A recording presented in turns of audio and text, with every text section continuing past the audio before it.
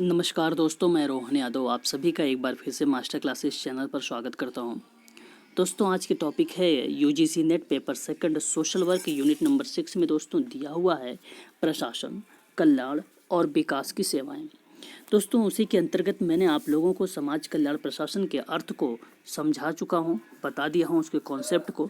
जिन दोस्तों ने उस वीडियो को नहीं देखा है तो मास्टर क्लासेस चैनल पर विजिट करें। वहां पर दोस्तों प्लेलिस्ट में यूनिट नंबर आपको 6 मिलेगा। उस यूनिट नंबर 6 में दोस्तों आप लोग जाकर समाज कल्याण प्रशासन के अर्थ को समझ सकते हैं। ठीक है, तो आज मैं बात करूंगा दोस्तों समाज कल्याण प्रशासन के इतिहास पर, और ये वेरी वेरी मोस्ट इम्पॉर्टेंट है। और एक चीज़ और बता दूं मैं आप लोगों को दोस्तों कि हमें इतिहास में सिर्फ यूके देखना होता है, इंडिया और यूएस से देखना होता है।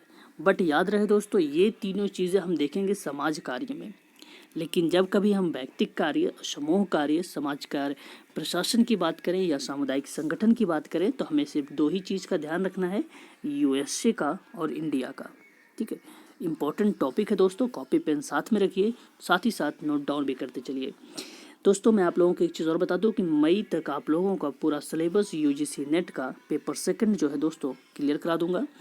और टॉपिक को दोस्तों ध्यान से देखना और अंत तक देखना, क्योंकि मैं नेक्स्ट वीडियो जो लेके आने वाला हूं दोस्तों समाज कल्याण प्रशासन पर ही एमसीक्यू लेकर आऊँगा। ठीक है, तो ताकि आप लोगों का कोई भी प्रश्न दोस्तों यहाँ से गलत ना हो पाए। देखिए समाज कल्याण प्रशासन जो है दोस्तों भारत में किस तरीके से इसका इतिहास रहा। एक चीज़ याद रखना कि परस्पर सहायता के प्रत्येक समुदाय का एक अंग रहा है। अब दोस्तों अपने लोग होते हैं या साथी जो होते हैं, उन साथियों की सहायता की इच्छा जो होती सामाजिक, आर्थिक, राजनीतिक कारकों के अनुसार प्रत्येक समाज में जो भी मौजूद जो भी चीज़ें हैं, जैसे लोगों की ज़रूरतों की सहायता करते हुए इस प्रकार से समाज की पारस्परिक सहायता प्रदान की जाए कि समाज कल्याण को एक भारतीय परंपरागत दृष्टिकोण से, जैसे दया, दान, दीक्षा, भिक्षा, एक होता है साम्य भाव या स्वधर्म और त्याग की जो अवधारणा है दोस्तों इन्हीं पर तो आधारित है। ये चीज़ ध्यान देना। ठीक है, और दोस्तों जिसका सार होता है कि स्व अनुशासन, आत्म बलिदान और अन्यों के लिए सोच विचार है। ठीक है, अब दोस्तों एक चीज़ ये है यहाँ पर कि भारत में जब समाज कल्याण प्रशासन का विकास हुआ तो प्राचीन काल से ही हो रहा है। अब भारत में समाज कल्याण प्रशासन का जो विकास हुआ दोस्तों वो स्वर्ण काल से, यानी चंद्रगुप्त मौर्य को ले लो या अशोक को शासन से ही ले लो, या मध्यकाल में भी ले लो। मध्यकाल में अकबर आए थे तो अकबर के ही शासनकाल में भी समाज कल्याण प्रशासन बहुत उच्च स्तर पर देखने को मिला था। ठीक है, तो इन चीज़ों को आपको समझते चलना है। जैसे देखो यहाँ पे लिखा हुआ है कि सामाजिक आवश्यकताओं के अनुसार भारत में प्रशासन का स्वर्णिम युग सम्राट अशोक, चंद्रगुप्त मौर्य और अकबर के कार्यकाल में रहा है। ब्रिटिश के उपनिवेशवाद के समय एक दक्ष प्रशासकीय तंत्र का विकास हुआ, भले ही वह शोषक प्रकृति का था। एक उदार शासक यानी शेरशाह सूरी के समय में नौकरशाही की भी, यानी उन्होंने भी कुछ क्षेत्रों में जैसे राजमंडरी के सूतों, उद्योग आदि के लोगों के प्रति बेहद संवेदनशील था। और साम्राज्य की स्थापना इस उद्देश्य से की गई थी कि कानून की व्यवस्था के साथ साथ राजस्व कानूनी की स्थिति में सुधार किया जा सके। देखिए दोस्तों यहाँ कहने का मतलब यही है कि अंग्रेजों ने जब भारत में आगमन के साथ आए, मतलब जब उन्होंने आगमन किया तो उन आगमन के साथ ही दोस्तों कुछ कुशल प्रशासनिक तंत्र की स्थापना की थी। हालांकि शोषणकारी जो प्रवृत्ति था वो मध्यकाल से ही तो था, लेकिन अब दोस्तों ये है कि मध्यकाल में शेरशाह सूरी यानी सूर शासक था शेरशाह सूरी, और उन्हीं के शासनकाल में ही दोस्तों नौकरशाही एवं प्रशासकीय जो तंत्र था, प्रशासनिकी जो तंत्र था काफ़ी संवेदनशील था। अब साम्राज्य की जो भी स्थापना, यानी साम्राज्य की स्थापना इसलिए की गई थी कि राजस्व वसूली की स्थिति को, उसकी कंडीशंस को ही दोस्तों सुधारा जा सके। अब अंग्रेजों ने शासनकाल में ही प्रचलित जो भी प्रशासनिक व्यवस्था की वो भारत में स्वतंत्रता के बाद ही तो की जा रही थी। तो ये चीज़ें ध्यान रखना दोस्तों। एक चीज़ आपको अभी देखिए यहाँ पे मिलेगा कि प्रशासकीय तंत्र की आज़ादी के बाद जारी रहा और ख्याति प्राप्त सामाजिक कार्यकर्ता, संसद सदस्य और सामाजिक सेवाओं के संबंधित विभागों में केंद्रीय मंत्रियों को मिलकर गठित किया गया। और स्वासी यानी central central social welfare board यानी केंद्रीय समाज पर कल्याण परिषद की वजह से समाज कल्याण के क्षेत्र में भारत का विशेष स्थान रहा। अब देखना याद दोस्तों यहाँ पर ये कि भारत में स्वशासी केंद्रीय समाज कल्याण परिषद यानी सेंट्रल सोशल वेलफेयर बोर्ड की जो स्थापना की गई और इस संस्था के कारण ही दोस्तों भारत में समाज कल्याण की एक महत्वपूर्ण विशिष्ट स्थान रहा।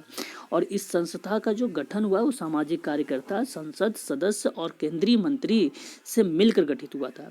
अब मैं दोस्तों आप लोगों को एक नाम बताता हूँ, वेरी वेरी मोस्ट इंपॉर्टेंट। देखो कुछ नाम मिलेंगे समाज कल्याण प्रशासन में जो इम्पोर्टेंट मैंने आप लोगों को लास्ट वीडियो में बता ही चुका हूँ। देखिए एक नाम देखने को मिल गया DV कुलकर्णी जी का, और आपको बताओ लूथर गुली के एक नाम मिलेगा। जब मैं टाइप्स बताऊंगा तो उसमें इनका नाम आएगा पोस्ट काप के नाम से, तो उसको मैं क्लियर करूंगा आप लोगों को अच्छे से। तो यहाँ कुलकर्णी जी क्या कहते हैं समाज कल्याण प्रशासन को दोस्तों, इन्होंने ये बताया समाज कल्याण प्रशासन को कि समाज कल्याण प्रशासन का जो इतिहास है वो बहुत बड़ा ना है, बहुत बड़ा नहीं है, लेकिन बहुत बड़ा ना होकर वो बहुत छोटा है। तो बहुत छोटा है ये किसने बताया, बड़ा ना होकर, तो सोचना दोस्तों कुलकर्णी के बारे में तब, ठीक है ना। और इसी संदर्भ में दोस्तों भारत भी कोई अपवाद नहीं है, और इनका यह भी कहना है कि प्राचीन काल में शासक ही कल्याणकारी कार्यों का प्रशासन देखा करते थे। लेकिन प्राचीन भारतीय में अगर देखा जाए दोस्तों, राजनीतिक, धार्मिक और सामाजिक सांस्कृतिक विचारधारा भी समाज के दौर के समाज कल्याण प्रशासन की अवधारणा के तथ्यों को दृष्टिगत होते हैं। इन्हीं बिंदुओं के आधार पर दोस्तों आज के दिन जो भी समाज कल्याण प्रशासन के अंतर्गत आ रहे हैं वह उसे प्राचीन समय के अपने शीर्ष पर था, और जब इन सभी कार्यों के लिए शासक स्वयं जिम्मेदार होता था तो एक संगठित गतिविधियों के माध्यम से व्यक्तियों के परस्पर सामाजिक वातावरण के अनुकूलन हेतु सहायता की जाती थी। अब दोस्तों ये चीज़ें ध्यान देना है आप लोगों को कि जब भी मान लीजिए कि जब भी पहले तो ये समझिए कि प्राचीन समय में ही शासक की एक समाज कल्याण प्रशासन की से संबंधित ही रहा, सभी कार्य को देखने को मिला। अब वर्तमान समय में समाज कल्याण प्रशासन की जो तत्व हैं उन्हीं के दृष्टिगत से अगर देखा जाए तो उनका जो संकेत है दोस्तों वो प्राचीन साहित्य में ही मिलता है। अब वर्तमान में समाज कल्याण प्रशासन जिस रूप से मौजूद है, आप उसकी अपेक्षा एक प्राचीन समय में समाज कल्याण प्रशासन विभिन्न शासकों के अधीन अपने चरम पर था, और दोस्तों शासक ही उन कार्यों के लिए जो जिम्मेदार था उस समय विभिन्न संगठित गतिविधियों के माध्यम से व्यक्तियों की सहायता भी प्रदान करती थी, ठीक है। तो ये चीज़ें आपको ध्यान रखना है।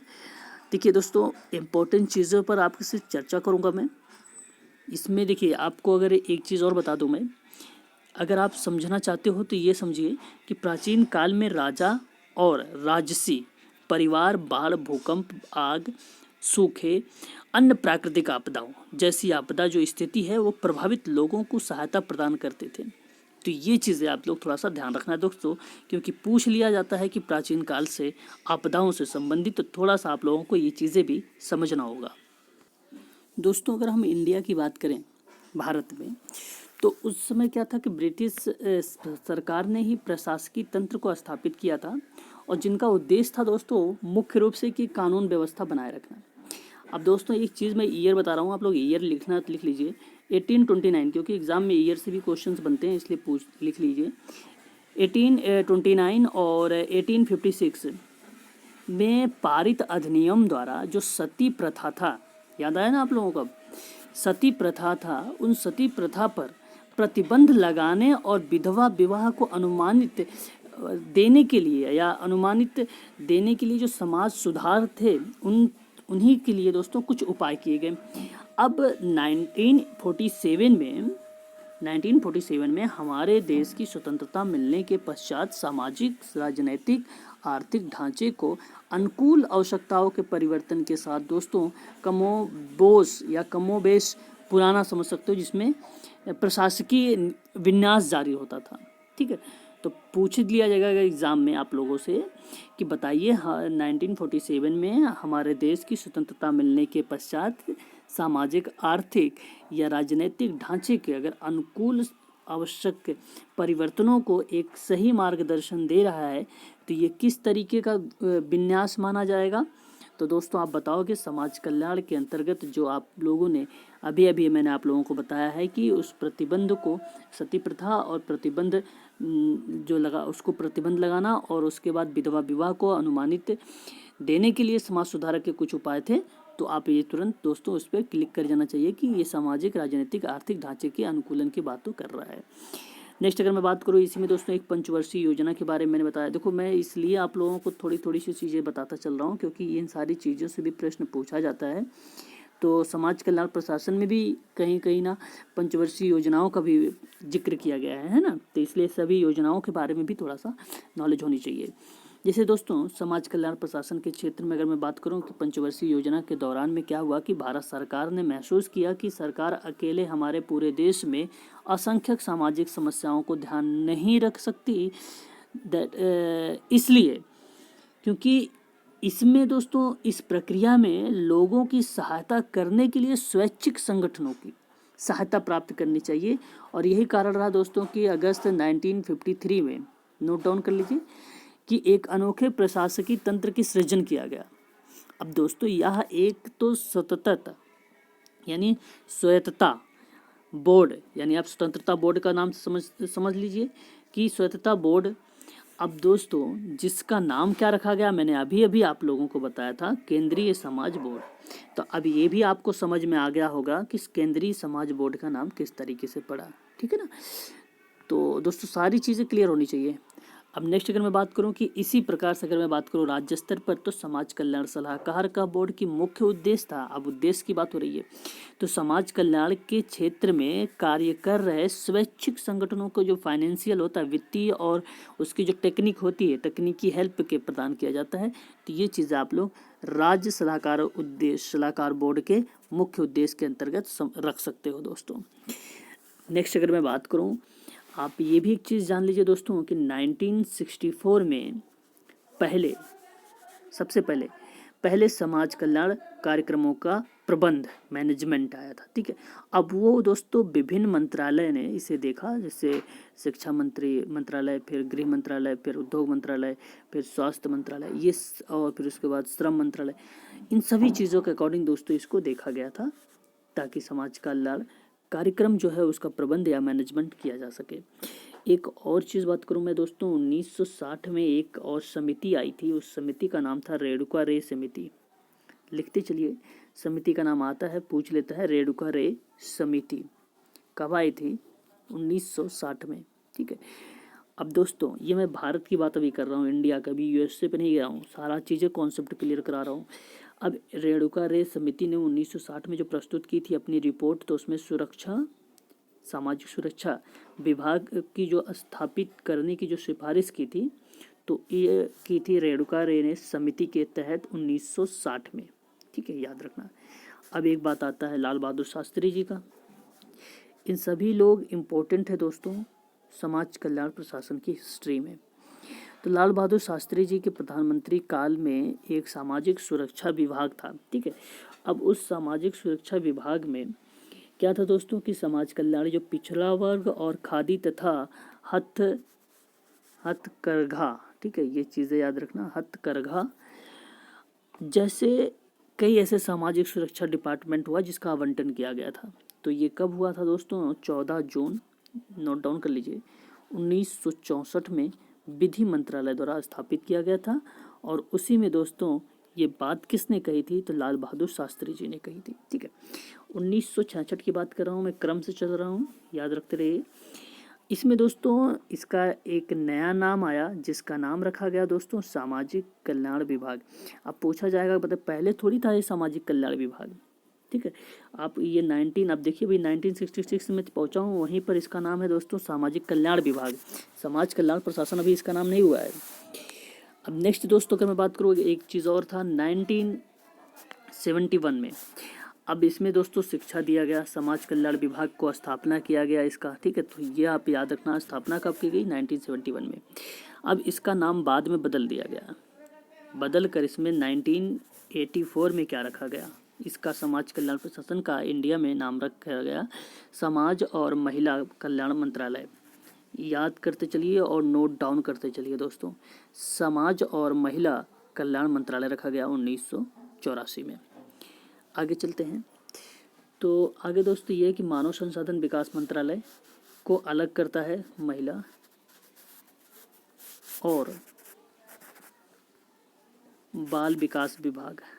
ठीक है, तो याद रखना ये कि अगर जब बात होगी कभी दोस्तों आप लोगों के सामने कि 1984 में, ठीक है, 1984 में ये चीज़ याद रखना कि समाज और महिला मंत्रालय समाज और महिला कल्याण मंत्रालय कर दिया गया था नाम बदल के 1984 में। और दोस्तों फिर 1985 की बात कर रहा हूँ, अब लिखते चलिए। 1985 में इसका नाम बदल कर दोस्तों फिर रख दिया गया, फिर नाम बदला गया, तो इसका नाम बदल गया कल्याण, ठीक है, मंत्रालय, कल्याण मंत्रालय। लिखते चलिए आप लोग भी, ठीक है। बाद में दोस्तों क्या हुआ कि इसका नाम फिर बदल गया। अब इसका नाम बदला दोस्तों क्या, सामाजिक न्याय अधिकारिता मंत्रालय, यानी ministry of social justice and empowerment रख दिया गया। केंद्रीय सरकार के दोस्तों यहाँ पूर्ण मंत्रालय में संगठन स्थापित किया गया और इसमें बहुत सारी ऐसी चीज़ें थी जिसमें राष्ट्रीय अनुसूचित जनजाति और जनजाति आयोग, अल्पसंख्यक आयोग, राष्ट्रीय सामाजिक सुरक्षा संस्थान की, राष्ट्रीय विकलांग संस्थान, महिला एवं बाल विकास विभाग, केंद्रीय समाज कल्याण बोर्ड, ये बहुत सारी ऐसी चीज़ें मंत्रालय आई जिसके माध्यम से दोस्तों इसमें हेल्प की गई और योजनाएं भी बनी। समाज कल्याण की एक से अधिक भी निदेशालय थी जिसमें बहुत सारे जगहों पर फैली हुई थी। और इसी के अंतर्गत दोस्तों जो योजनाएं मैं बता रहा था, उसी योजनाओं में क्या होता है कि वृद्धा पेंशन, विधवा पेंशन, अनुपूरक शोषण कार्यक्रम प्रत्येक राज्य में अलग अलग तरीके से यह कार्य किया गया था। तो दोस्तों समाज कल्याण अधिकारी के माध्यम से, ठीक है, तो इन सभी के बारे में आप लोगों को जानना जरूरी था। चलिए नेक्स्ट बात करते हैं अब संयुक्त राज्य अमेरिका की। दोस्तों यहाँ पे कहा जा रहा है कि लोकतांत्रिक उद्देश्यों के साथ अमेरिकी जीवन शैली में अपने आप में ही समाज कल्याणकारी सेवाओं के लिए बहुत अनुकूल परिस्थितियों का निर्माण करती है और इस देश में उपनिवेशवाद प्रारंभ होने के समय में ही इतिहास का उदास या अभाग्यशाली व्यक्तियों एवं परिवारों की सहायता प्रदान करने के लिए बहुत सारी पुरुष और महिला मानवतावादी एवं लोक या निजी संस्थाओं अपनी सेवाएं गतिविधियों स्थापित करने के लिए एवं उनके देने हेतु तत्पर रही। दोस्तों याद रखना संयुक्त राज्य अमेरिका में यानी यूएसए में समाज कल्याण प्रशासन का जो विकास रहा वो बहुत ही महत्वपूर्ण रहा, पहली चीज़। दूसरी चीज़ याद रखना ये कि अमेरिकी जीवन शैली में परिस्थितियों का निर्माण हुआ। तीसरी चीज़ जिसमें समाज कल्याणकारी सेवाओं का विकास सहज रूप से कर सके। चौथा पॉइंट दोस्तों अमेरिका में उपनिवेशवाद का प्रारंभ हुआ था। और नेक्स्ट पॉइंट कि उस समय ही लोकसभा और लोकसभा नहीं होगा, लोक तथा निजी संस्था, ठीक है दोस्तों, तो लोक तथा निजी संस्थाएं निर्धारित उपनिवेशियों का और निराश्रितों को जो है सहायता प्रदान करती जा रही थी, ठीक है। तो और इन संस्थानों को लोक कल्याण के लिए अपना लक्ष्य बना लेता था। बट याद रहे दोस्तों वास्तव में इसका जो चीज़ हुआ था, वास्तव में इसकी मैं बात कर रहा हूँ कि अमेरिका में समाज कल्याण प्रशासन का शुरुआत उस समय से हुई है जब इंग्लैंड में एलिजाबेथ ने गरीबी संबंधी कानूनों को पारित किया था।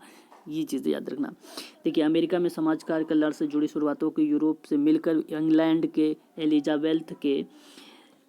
एलिजाबेथ के गरीबी संबंधी कानूनों से होती है, जिनमें स्थानीय समुदायों के नगरों में जिम्मेदारी भी की थी और अनिवार्य तौर पर दोस्तों अभाग्यशाली एवं वंचित लोगों के लिए यह हर संभव मदद करता था, ठीक है। इसके अतिरिक्त दोस्तों समाज कल्याण संबंधी अन्य सभी किस्म की शुरुआती जैसे निजी प्रकृति तथा परोपकारी कार्यक्रम गतिविधियों को शामिल करने वाली सोच थी। फिर बाद में दोस्तों नागरिकता परक सोच को व्यक्ति अथवा नेताओं ने सुझाव की कल्याणकारी कार्यक्रमों को यहाँ पे देखिए कर से प्राप्त राशि होती थी, ठीक है, संचालित की जाती थी। देखिए आप समझिए इसको क्या है इसमें दोस्तों कि जब अमेरिका में जब समाज कल्याण प्रशासन आया, शुरुआत हुआ, तो उस समय इंग्लैंड के एलिजाबेथ की गरीबी संबंधी कानूनों को पारित किया गया था। अब इन कानूनों के प्रावधान किया गया कि धनी व्यक्तियों स्थानीय समुदाय, नगरों तथा उसके जो भी जिम्मेदारी थी वे निर्धन लोगों की सहायता करता था, यानी उसके जीवन को सुधारने का प्रयास करता था। अब बेसिकली हुआ क्या था कि अमेरिका में समाज कल्याण संबंधी कार्यों को तो शुरुआत परोपकारी सोच के ही साथ आरंभ हो गई थी। तो अब याद रखना कि परोपकारी सोच जो है किसके साथ स्टार्ट हुई थी, तो वो अमेरिका के ही समाज कल्याण प्रशासन से हुई थी। अब अमेरिका में विभिन्न नेताओं ने सुझाया कि कल्याणकारी कार्यक्रमों को कर से प्राप्त राशि से संचालित किया जाए। तो यहाँ पे यही चीज़ बात दोस्तों की जा रही थी, ठीक है, कर से संबंधित। अब ये याद रखना कि अमेरिका में जो विभिन्न नेता थे उसको सुझाया गया कि कल्याणकारी जो कर होगा वो उसी से प्राप्त होगा, उसी संचालित होगा। इसके बाद कार्यक्रम आरंभ करने के लिए अमेरिका ने क्या किया कि समाज कल्याण प्रशासन की एक विधि के रूप में शुरुआत कर दिया। तब उस समय दोस्तों क्या हुआ कि नेशनल कॉन्फ्रेंस ऑफ चैरिटीज़, ठीक है, एंड करेक्शन की एक बैठक हुई थी। तो उस समय क्या था कि उन्होंने निर्णय ले लिया था कि बाद में यूएसए ने यानी अमेरिका ने कि समाज कल्याण प्रशासन को अत्यधिक महत्व दिया गया था उस समय। तो ये चीज़ें याद रखना। देखिए यहाँ पे हम चर्चा कर लेते हैं क्या चीज़ है कि तत्पश्चात इसके कई कार्यक्रम प्रारंभ हुए। समाज कल्याण प्रशासन की एक विधि के रूप में शुरुआत किया गया जिसमें नेशनल कॉन्फ्रेंस ऑफ, देखिए यहाँ पे लिखा हुआ है national conference of charities and correction की बैठक कार्यवाही के बाद। और एक चीज़ और याद रखना कि 1893 यानी 1893 में international congress on charities correction and philanthropies, ठीक है, फिलेंथेरेपी क्या सुझाया गया, जो ये बताया गया कि ज़रूरतमंदों के सहायता से रिलेटेड था, ठीक है। अब यहाँ पर देखिए कि ज़रूरतमंद जो थी सामाजिक सेवाओं को प्रदान करने के लिए कार्यकर्ताओं के शालाओं में प्रशिक्षित प्रदान करना चाहिए था। तो ये कब आई थी बात दोस्तों 1893 में international conference on charities correction, ठीक है, तो एंड फिलेंथेरेपी से सुझाया गया था कि ज़रूरतमंदों के लिए सामाजिक सेवाओं को प्रदान करने के लिए कार्यकर्ताओं को जो सैलाव हैं उनके सैलाओं से प्रशिक्षित किया जाए। 1897 में मैरी रिचमंड और charity organization society and Baltimore और मैरी लैंड ने ये भी national conference of charities and correction in US यानी संयुक्त राष्ट्र में इसी प्रकार से सुझाया गया था, ठीक है। और एक चीज़ यार वेरी मोस्ट इम्पॉर्टेंट आईएमपी करिए दोस्तों इसको। 1901 में शिकागो विश्वविद्यालय के साथ सारे विद्यालयों के समाज कल्याण प्रशासन संबंधी पाठ्यक्रम की शुरुआत की गई थी। और 1908 में शिकागो स्कूल के सिविल एंड फिलेंथेरेपी की समावेश के बाद विविधता तरीके से प्रारंभ हो गया। और उस समय दोस्तों क्या था कि सामाजिक सेवाओं के प्रशासन संबंधी शिक्षा जो थी दोस्तों संस्थानों के अग्रदूत बना था, ठीक है। द्वितीय विश्व युद्ध के बाद उसने दोस्तों उपजे अवसाद के सामाजिक सेवाएं जो थी वो कार्यक्रम के प्रशासन के कुशल नेतृत्व और क्षमता सहित व्यक्तियों को औपचारिक शिक्षा प्रदान करने की चिताया था। नेक्स्ट बात करते हैं 1914 तक दोस्तों क्या है कि समाज कार्य की जो शाला थी उनमें प्रशासन संबंधी पाठ्यक्रम की शुरुआत की गई थी जिसके अन्य संबंधी विषयों को भी सामग्री को लिया गया था। फिर अगर मैं बात करूं 1930 और 1935 में प्रशासन संबंधी सहकारी समितियों की स्थापना की गई। बहुत सारी राष्ट्रीय संस्थाएं थे जिसमें यंग वुमेंस और क्रिश्चियंस एसोसिएशन, तो ये चीज़ें याद रखना दोस्तों YWCA, ठीक है, यंग वुमेंस क्रिश्चियन एसोसिएशन, ठीक है दोस्तों। अमेरिका की शालाओं में फिर एक बार यहाँ पे इम्पोर्टेंट चीज़ है 1930 के दशक में अगर देखा जाए तो इस दौरान दोस्तों समाज कल्याण के शिक्षा का और व्यवसाय का काफ़ी विस्तार हुआ था। कहाँ हुआ था? अमेरिका में। और नेक्स्ट बात करूँगा 1946, इसको देखिए ये 46 याद रखना जरूरी नहीं, याद ये रखो कि national conference of social work के दौरान नेतृत्व गतियों और वेतन कार्य विभाजन बोर्ड जनसंपर्क संगठित श्रम और नागरिक पर आधारित समाज कार्य के साथ प्रशासन कार्यक्रम का प्रशासन की जो प्रक्रिया थी उन्हीं के रूप में शामिल करने का एक विचार था, ठीक है। तो ये चीज़ें याद रखो दोस्तों। एक और इम्पोर्टेंट फैक्ट है यहाँ पर, आप लोग इसे लिख लीजिए कि अमेरिका में जब 1962 और 1969 में यानी 1962 और 1969 में दोस्तों उस समय क्या था कि प्रशासन को समाज कार्य को एक महत्वपूर्ण अंग के रूप में स्वीकार नहीं किया गया था और ना ही उस पर जोर देने का प्रयास किया गया था। बट दोस्तों अब एक चीज़ बता दूं 1982 में क्या हुआ कि प्रशासन को समाज कार्य से संबंधित पाठ्यक्रमों में शामिल किया गया था। तो ये याद वेरी वेरी मोस्ट इंपॉर्टेंट 1982। ठीक है, बस इतना ही याद रखो दोस्तों, इंपॉर्टेंट फैक्ट बस इतना ही है, इससे बाहर कुछ नहीं आएगा दोस्तों, ये श्योर है। जैसे 1962 और 69 के बीच में जो प्रशासन के समाज कार्य का एक विशेष आवश्यक विधि के रूप में एक महत्व नहीं दिया गया, मैंने अभी भी बताया कि उसे महत्वपूर्ण अंग नहीं माना गया, उसे स्वीकार नहीं किया गया, और इस क्षेत्र पर जोर देने हेतु किसी भी प्रकार का लचीलापन और या अवसर प्रदान किया गया। फिर दोस्तों 1982 में ये इम्पोर्टेंट है, जिसमें एक संभावित ज़रूरत के विषय के रूप में दोस्तों प्रशासन को पाठ्यक्रम नीति में शामिल किया गया था। तो ये चीज़ें याद रखना, ठीक है दोस्तों। दिशा निर्देश के आधार पर व्यक्तियों को परिवार, समूह, परामर्श, प्रशिक्षण, सामुदायिक संगठन, सामाजिक नियोजन, कार्य निर्माण और कार्यक्रम की योजना निर्माण एवं विकास, प्रशासन, नीति निर्धारण, क्रियान्वयन या विश्लेषण या शोध आदि से व्यवसाय अभ्यास की भूमिका एवं तरीके हो सकते हैं। तो ठीक है दोस्तों, बस इतना ही इम्पोर्टेंट है, और मैं आशा करता हूं दोस्तों कि आप लोगों को वीडियो पसंद आई होगी। अगर पसंद आई है तो दोस्तों इसे लाइक ज़रूर करना, और भी इसे अपने फ्रेंड में शेयर भी कर देना दोस्तों, ठीक है। और मुझे लगता है दोस्तों कि समाज का लड़ प्रशासन इसी वीक में आप लोगों का फिनिश हो जाएगा, ठीक है दोस्तों। आप लोग नोट्स बनाते चलिए साथ ही साथ, और जो डाउट है वो कमेंट के माध्यम से आप मुझसे पूछ सकते हैं, ठीक है दोस्तों। मिलता हूँ नेक्स्ट वीडियो में, तब तक के लिए जय हिंद, जय भारत।